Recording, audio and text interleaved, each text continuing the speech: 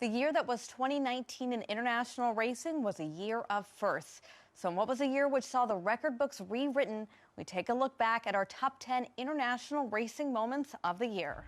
Epsom Day is one of the most storied in Australia, but this year the plot revolves solely around the country's top trainer. Chris Waller saddled runners in 6 of the 9 races at Randwick, and he won them all, including the 3 Group 1 races. He additionally won the Group 1 feature at Flemington, and in doing so, became the first trainer to win 4 Group 1 races across 2 Australian states on the same day.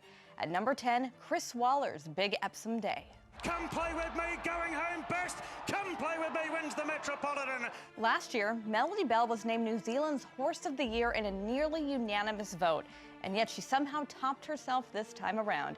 Not only did she become the first horse to complete the Hawke's Bay Weight for Age Triple Crown, but she earned the most Group 1 victories of any horse in New Zealand. At number 9, the race which etched Melody Bell's name into the record books, the Group 1 Livermore Classic. Here it comes, 9 Group 1 wins, and she is going to be dancing to her destiny. Melody Bell wins the first of the Triple Crown. 22-year-old Nanako Fujita is the only female rider on the Japanese Racing Association circuit and is already clearly the winningest female rider in JRA history. It was on the dirt at Nakayama that Fujita got her marquee victory, however, and in doing so became the first female jockey to win a group race in JRA history. At number 8, the Group 3 Capella Stakes. It was the clash which had been touted as the biggest of the season. On one side of the ring was Enable, who was riding a 10-race win streak, and on the other side was streaking Group 1 winner Crystal Ocean. At number 7, a race which more than lived up to its top billing, the Group 1 King George VI and Queen Elizabeth Stakes.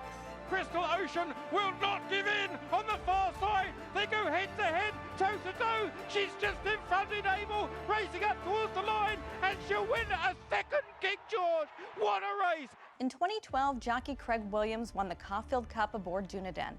Just days later, he was suspended and consequently missed out on the Melbourne Cup ride. Dunedin won that Melbourne Cup with a replacement rider aboard. 7 years later, Williams was drawn wide on Vow and Declare, but he didn't let this cup get away from him. Williams' ride was a masterclass, and in doing so, he completed the Australian Grand Slam. At number 6, Craig Williams gets his long-awaited Melbourne Cup. Vow and Declare up on the inside. Vow and Declare, Prince of Eridanus lifting late with Il Paradiso. Master of Reality just in front. Vow and Declare kicks. Vow and Declare's won it.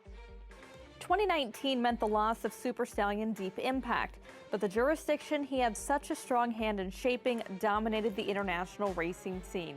They kicked off their season with superstar Almond Eye winning in Dubai, and with marquee wins in Britain, Australia, and Hong Kong that followed. The best performance, courtesy of the Land of the Rising Sun, was saved for their home shores, however, providing us with a swan song we won't soon forget. At number 5, the Group 1 Arima Kinnan, featuring Lise Gracia.